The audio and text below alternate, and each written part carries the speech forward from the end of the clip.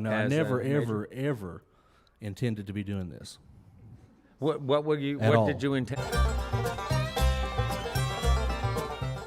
Good evening, everyone, and welcome to Red Barn Radio. I'd get a little bit from all kinds of places. Blues obviously was a big inspiration, but I'll listen to just about anything that's good. Yeah, and so how young were you when you started listening to blues? I actually didn't get into blues until I was probably 16 or so. I actually started playing guitar when I was 14, and when I was 14, I basically wanted to be Jimi Hendrix, which most of us do, fair enough, right? But then I got into playing blues because my dad plays guitar as well, and he was more of a blues musician. And he said, most of this rock music that you like Led Zeppelin and Jimi Hendrix, that's all blues, basically. Oh, all right. So he showed me the foundations of that, and here we are. How nice that you had a dad who was ready to sort of educate you in that way and break it down.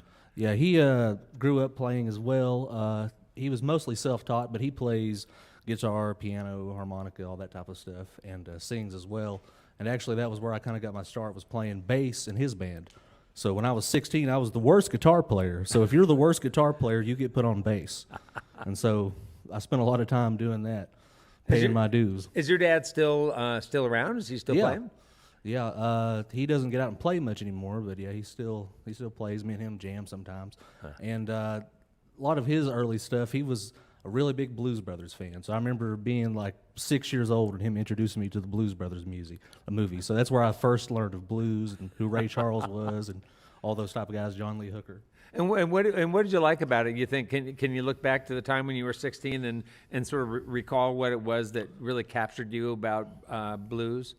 Well, I think one of the things that really struck me about the blues was the authenticity of it. It seemed to be, and especially the blues that I got into and really enjoy. A lot of the earlier stuff, the Delta blues, Robert Johnson, Son House, Mississippi John Hurt, all that type of stuff. That stuff to me sounded like the total 180 of most of the stuff that was on the radio when I was 16, which would have been 2008. So most of that time you had Lady Gaga and stuff like that. And, that is its own thing to itself. And there's, but for me, it was totally, it was overproduced. And and if you look, there's 20 writers on one song, whereas this other stuff was, to me, it seemed like one guy actually representing himself and what he thought and his heartbreak and his, trials and all that. When I talk to guitarists, especially sort of accomplished ones like you, who have sort of taken that journey backwards into, sort of the old original blues stuff, they have described that experience as being, at first, kind of odd because the music felt so primitive. Do you remember that? Yeah, when you're feeling? first listening to some of that stuff, like say Robert Johnson or something, it's real scratchy, and you're like, what? When was this recorded? Was this recorded during the Civil War? Right. You know what I mean? But once you get past that, for me, that actually was part of the draw for it. Is that it was like it sounded so, way back in the 30s and stuff, and there was, I got to, I became just enthralled with the history of it. So I, these guys laugh about it all the time, but I like, just start reading, as much books and getting all the information that I could about that stuff, because the stuff, like I said, that really turned me on at first when I was, say, 13 was like Led Zeppelin and Pink Floyd, but all those guys had said that, who we were into was Howlin' Wolf and Muddy Waters and all those guys. So I went and discovered Howlin' Wolf and Muddy Waters, and then Muddy Waters, and them said, well, we were listening to Son House and Robert Johnson and Skip James. I said, okay. And then I went back about as far as you could go. I was when I found myself listening to old field hollers, I said, this is about as far back as it gets, I believe. that was where the road ended. Yeah, that's where the road ended right there. Yeah, so then 16, 17, by that point in time, then you were starting to get deep into the instrument. And yeah, like I said, I started when I was 14, and the first two things that I learned on guitar was I learned Hurt by Johnny Cash, well, his version of Hurt, and then I learned Rock You Like a Hurricane, the riff to that. So I would spend a lot of time going da-da-da, da-da-da-da-da. And so that was just easy stuff that my dad taught me how to play. And then, like I said, I went from there and watched other players and tried to listen to a lot of music. And that's, like I said, I've never had any lessons. I'm pretty much totally self-taught. And I try to really pay attention to other players and draw inspiration from what they do. And like I said, listen to a lot of music and get little ideas.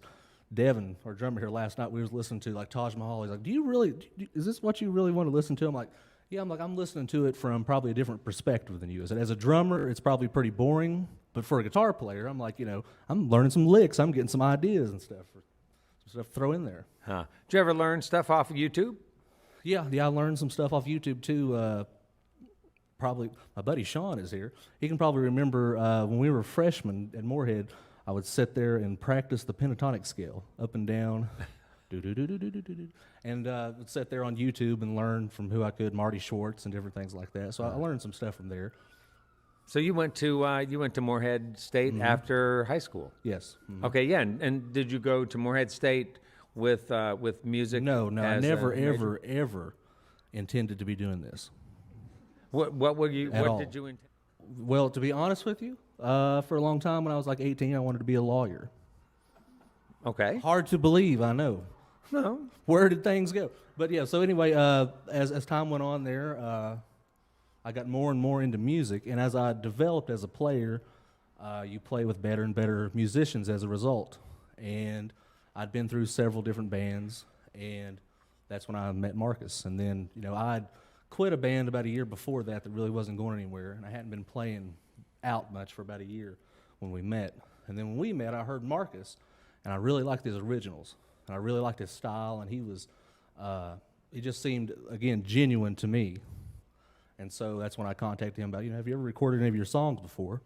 And so that's when we ended up working on a project, and actually Devin, the drummer, played on that first project. We recorded Marcus's solo CD, and during the recording of that, we said, hey, this is going really well.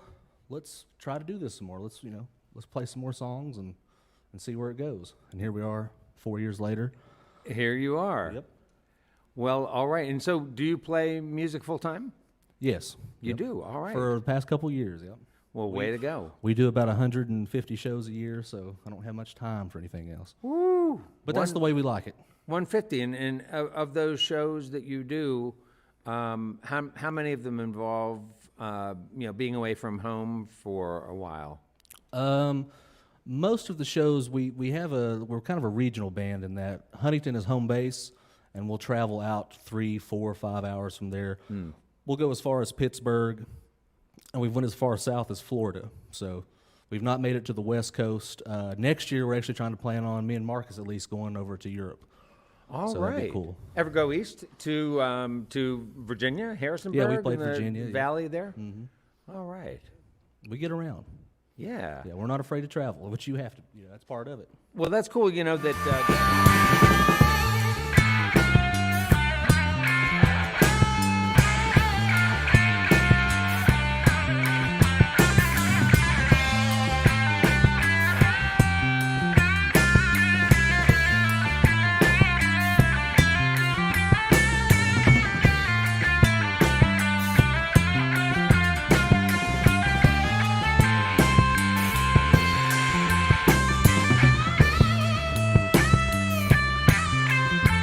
Jerry Lee Brooks out of Greenham, Kentucky on the guitar. Ever intended to be doing this. What At all. did you intend?